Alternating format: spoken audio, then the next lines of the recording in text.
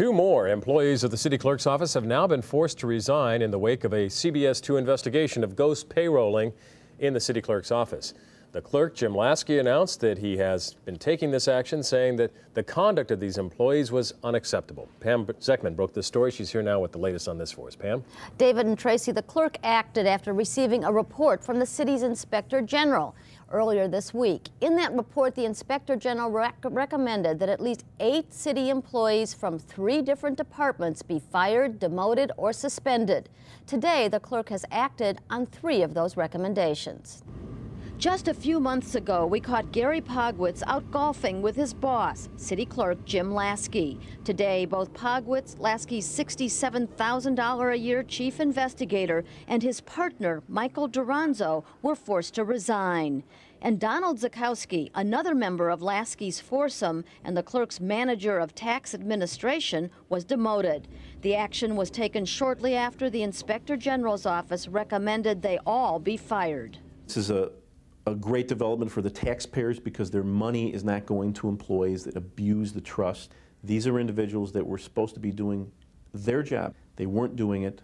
They should seek employment elsewhere. Pogwitz was previously suspended for more than a month after we found him at home when he should have been at work.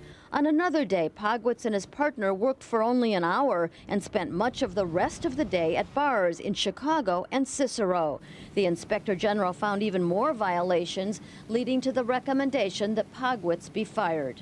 He engaged in rampant falsification of attendance records, as well as being outside the corporate boundaries of the city of Chicago when he was supposed to be working for the taxpayers.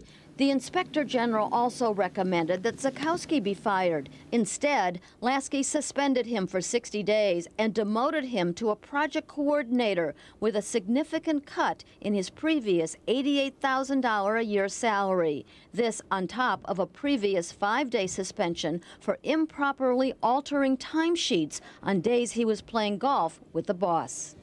The city clerk declined to be interviewed on camera, but in a written statement, Lasky said the actions of these employees is unacceptable, but should not diminish the hard work done by the rest of his staff. Lasky previously asked his chief of staff to resign and suspended 8 other employees as a result of our investigation. David and Tracy? That should be the end of it? No, there's more to come. There are other agencies where people were found to be in violation of city regulations. We'll be keeping you posted. Thanks, ma'am.